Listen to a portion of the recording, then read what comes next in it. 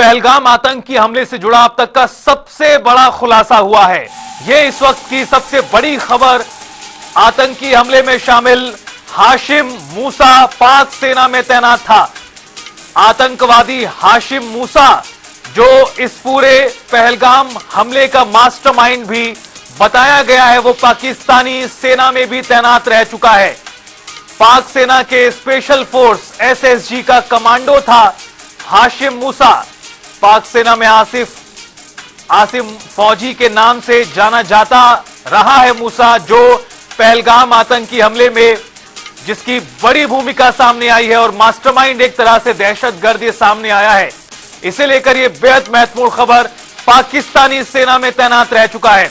पाकिस्तान लगातार ये बात कहता रहा है कि उसकी किसी तरह की भूमिका नहीं है, लेकिन इस तरह के कई फैक्ट्स और दावे प्रूफ में जो तब्दील हुए हैं वो बताते हैं कि पाकिस्तान का पूरा हाथ था।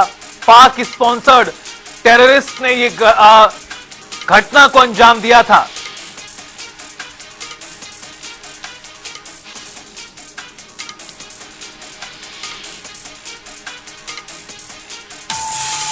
और इस बीच एक और बड़ी खबर, पहलगाम आतंकी हमले के बाद से जुड़ी बड़ी खबर। पाकिस्तान के रक्षा मंत्री ख्वाजा आसिफ का एक्स अकाउंट बैन किया गया है।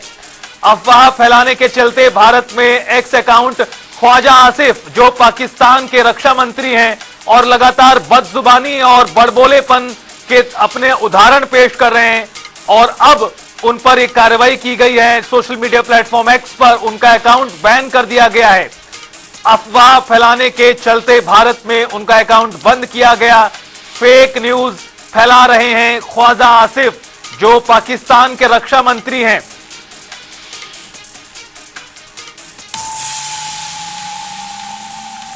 एक और बड़ी खबर, पहलगाम हमले को लेकर एनआईए की जांच भी लगातार तेज है। घटनास्थल पर एनआईए ने क्राइम सीन रिक्रिएट किए हैं। स्थानीय लोगों से भी पूछताछ कर रही है। कई लोगों के बयान दर्ज किए हैं। बैसरन घाटी में काम करने वालों से भी सवाल जवाब हो रहे हैं। पहलगाम आतंकी हमले को लेकर नेशनल इन्वेस्टिगेशन एजेंसी, आपको ये बता दें कि बैसरन घाटी पहुंची है और वहां उसने जो तमाम पोनी वाले हैं या रेडी चलाने वाले हैं जो उस घाटी में काम कर रहे थे, उन तमाम लोगों के बयान लिए गए हैं। इस तरह की ये खबर सामने आई है। इतना ही नहीं, क्राइम सीन रिक्रिएट किया गया है। सूत्रों के अनुसार स्थानीय लोगों से भी हो रही है पूछताछ और इस मामले में जांच एनआईए लगातार कर रही है। गंभीरता के साथ एनआईए एक एक कर तमाम जो महत्वपूर्ण खुलासे हैं वो करती भी नजर आ रही है। कई अभी तक खुलासे सामने आए हैं आतंकी हमले को लेकर, किस तरह से पाकिस्तान की भूमिका रही है।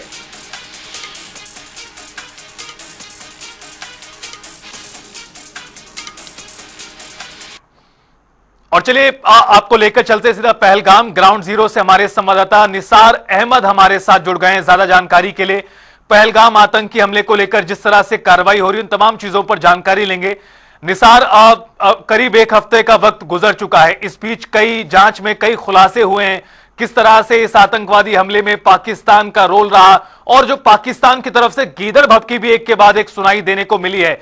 लेकिन इस बीच भारत की ओर से लगातार कार्रवाई जारी है। सीसीएस की बैठक में कई फैसले किए गए। कल एक बार फिर सीसीएस की बैठक होने वाली है दिल्ली में।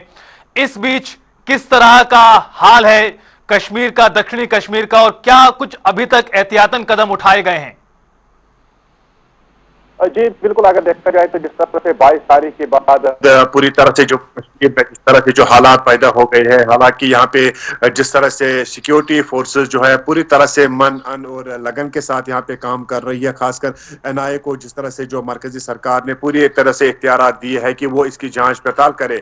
उससे पहले यहाँ पे जम्मू कश्मीर की जो एजेंसीज है, जिसमें जम्मू कश्मीर पुलिस, एसओजी शामिल है, उन्होंने पूरा एक यहाँ पे खाका तैयार किया था जिसमें कई अहम सबूत भी हासिल किए गए हैं और फिर बाद में वो एनआईए को सौंप दिए गए हैं। एनआईए ने कल बाईसरन के पूरी उस वैली का जहां पे ये 22 तारीख को ये जो दिलदोज हादसा हुआ था, वाकया हुआ था, जिसमें 27 के करीब जो टूरिस्ट थे वो जाँ बाग हुए थे, उसमें एक स्केच वहां पे, एक खाका वहां पे तैयार किया है जिसमें उन्होंने बाज़ाब्ता तौर पर इस बात का भी एतराफ किया, इस बात का भी ऐलान किया है कि जो ये मास्टरमाइंड वो पाकिस्तान से बिलोंग करता है, पाकिस्तान के सेना का वो एक हिस्सा रहा है, उसमें काम किया है और जिसका नाम नाम हाशिम मूसा बताया गया है, जो पूरी तरह से एक प्लान उन्होंने तरतीब दिया है यहाँ के जो लोकल टेररिस्ट है उनके सपोर्ट के साथ यहाँ पे पूरी तरह से इसी वैली का इसलिए इंतखाब किया था क्योंकि वहां पे जो टेररिस्ट आए उन्होंने वहां पे गोलियां चलाई, उसके बाद उन्हें काफी मौका वहां पे फराम हुआ भागने का।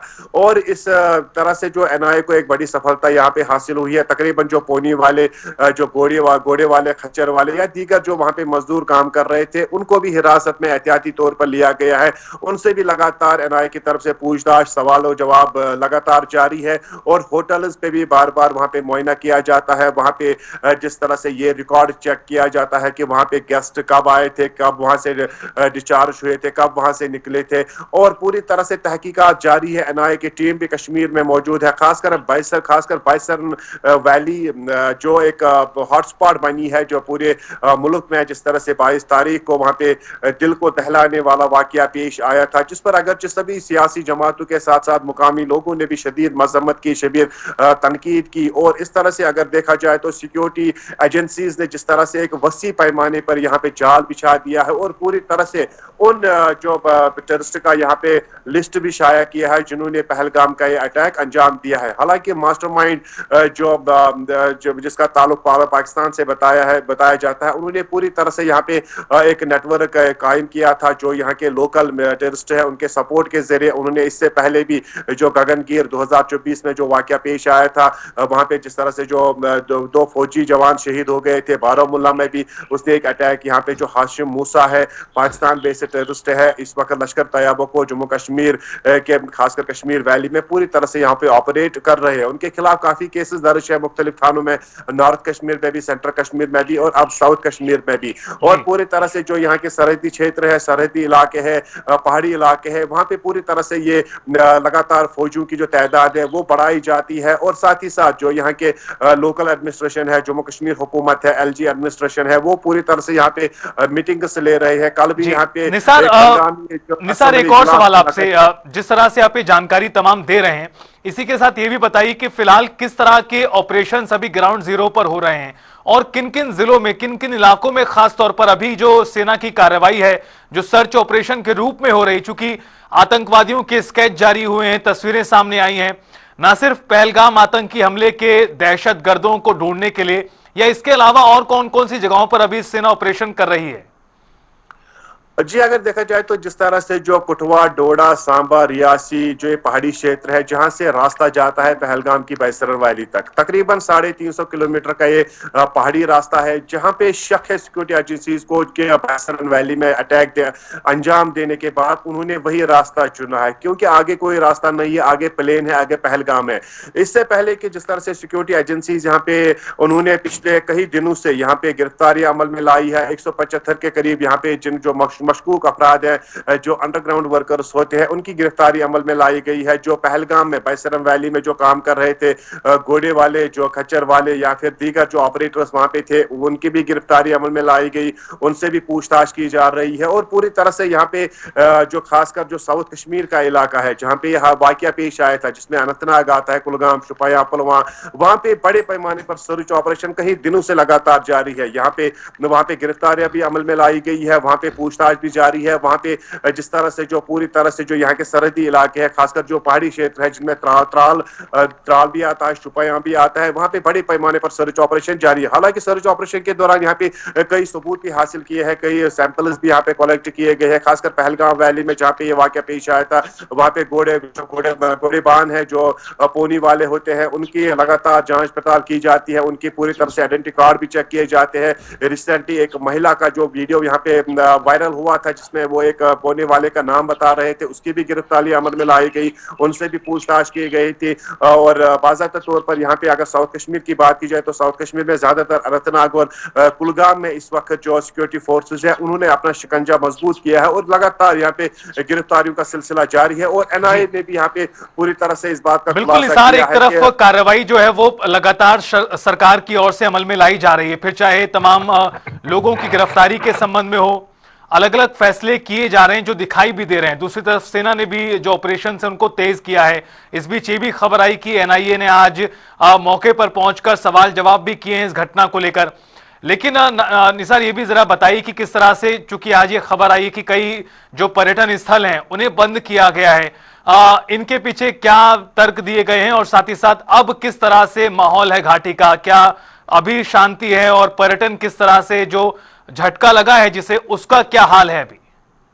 जी बिल्कुल, अगर 22 तारीख की बात की जाए तो 22 तारीख से जम्मू कश्मीर का जो तस्वीर थी वो अलग बयां हो रही थी। 22 तारीख के बाद यहाँ पे अलग तस्वीर नजर आ रही है, क्योंकि 22 तारीख यहाँ की जो सड़कें हैं सुनसान पड़ी है, यहाँ के होटल्स बिल्कुल खाली पड़े हैं, यहाँ की जो टूरिस्ट डेस्टिनेशन है वो बिल्कुल सुनसान पड़े हुए। अलग अगरचे पिछले 2 दिनों के बाद यहाँ पे हल्की सी चहल पहल देखने को मिली, खासकर पहलगाम में जिस तरह से जो नॉन लोकल टूरिस्ट आ रहे थे वो वहां पे रह रहे थे और बगैर किसी खौफ और डर के। लेकिन अभी भी जिस तरह से जो यहाँ पे एहतियाती इकदाम उठाए गए हैं सरकार की तरफ से, प्रशासन की तरफ से, तकरीबन 48 जो टूरिस्ट प्लेसेस है उनमें रेस्टोरेंट भी आते हैं, रिजॉर्ट्स भी आते हैं, वो फिलहाल एहतियाती तौर पर बंद कर दिए गए हैं, क्योंकि पिछले 2 दिनों से यहाँ पे जिस तरह से लोगों की भीड़ एक बार फिर देखने को मिली। तो इन चीजों को मद्देनजर रखते हुए ये भी सुरक्षा एजेंसी को इत्तला है कि जो टेररिस्ट जिन्होंने बायसरा में अटैक अंजाम दिया है वो अभी भी इसी पहाड़ी क्षेत्र में, इसी एरिया में तकरीबन 350 किलोमीटर का ये रकबा है, का ये एरिया है, वहीं पे इस वक्त मौजूद है। और वो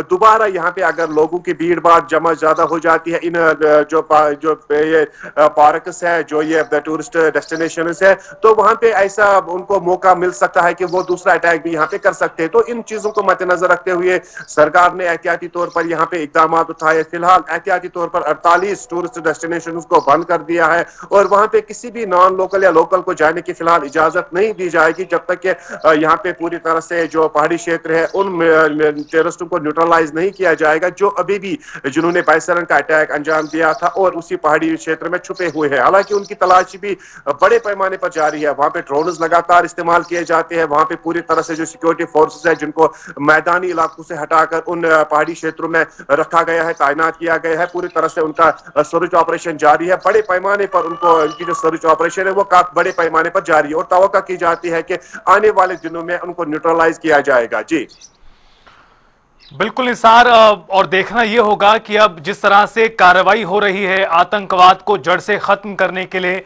और जो प्रधानमंत्री के शब्द थे कि मिट्टी में मिला देंगे, अब उसकी दिशा में जो कार्रवाई हो रही है उसका कितना असर देखने को मिलता है और क्या कार्रवाई अगली उठाई जाती है।